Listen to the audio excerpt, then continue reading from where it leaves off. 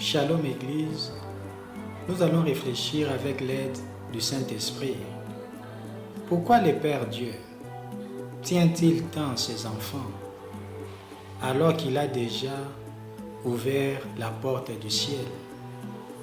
Pourquoi continue-t-il à appeler, à attendre, à chercher l'homme alors que le chemin du salut est déjà tracé?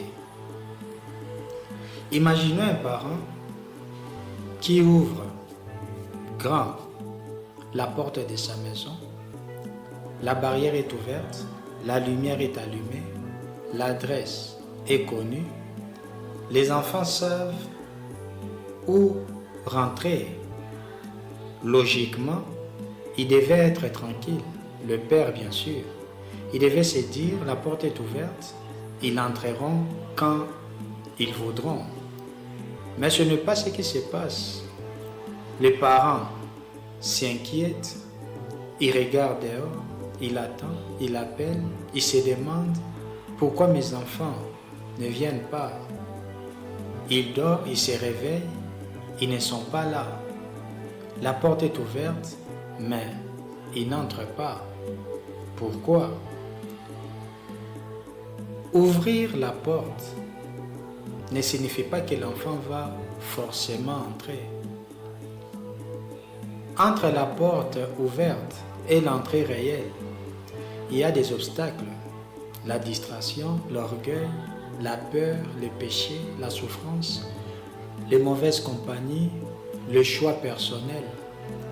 Le Père Céleste a ouvert la porte du salut depuis longtemps.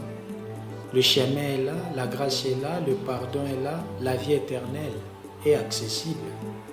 Mais l'homme hésite, l'homme tarde, l'homme regarde ailleurs, l'homme se perd en chemin. Certains connaissent la maison, mais préfèrent rester dehors. D'autres commencent le chemin, puis s'arrêtent. D'autres encore attendent l'appel, mais ne répondent pas. Voilà pourquoi le Père Dieu ne reste pas indifférent. Parce que l'amour d'un père ne se limite pas à ouvrir la porte. L'amour cherche, appelle, insiste, attend, espère. Un vrai père ne dit pas « j'ai fait ma part, le reste ne me concerne pas ». Un vrai père dit « même si la porte est ouverte, je veux voir mes enfants entrer ». Dieu ne veut pas seulement que le ciel soit ouvert. Il veut que toi, tu y entres. Il ne veut pas seulement que le salut existe, il veut que tu le vives. Voilà pourquoi il continue de parler, voilà pourquoi il touche le cœur, voilà pourquoi il corrige, avertit, relève, voilà pourquoi il ne se fatigue pas de chercher l'homme. Il te cherche et il te cherchera encore et encore.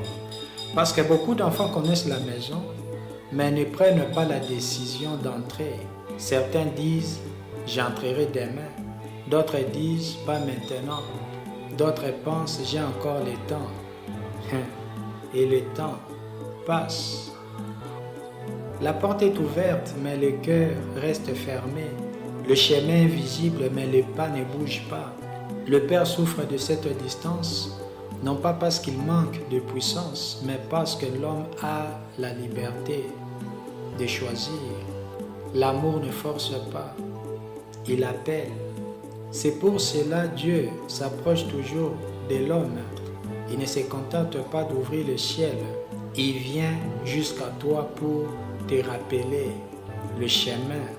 Il frappe à ton cœur, il parle à ta conscience, il te poursuit par sa grâce parce qu'il veut te voir entrer, vivant, conscient, volontaire. La porte est ouverte, mais est-ce que moi, je marche vers elle? La maison est connue, mais est-ce que je vais vraiment y entrer? Le Père attend, mais est-ce que je réponds à son appel? Ne tardons pas, ne vivons pas comme si nous ne connaissons pas la maison. Ne faisons pas semblant d'ignorer la porte ouverte.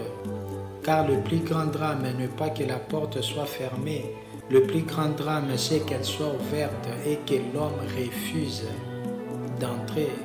Tu refuseras jusqu'à quand? Aujourd'hui encore, le Père appelle. Aujourd'hui encore, la maison est prête. Aujourd'hui encore, la grâce est disponible. Décidons de marcher vers lui. Que Dieu nous aide. Au nom tout-puissant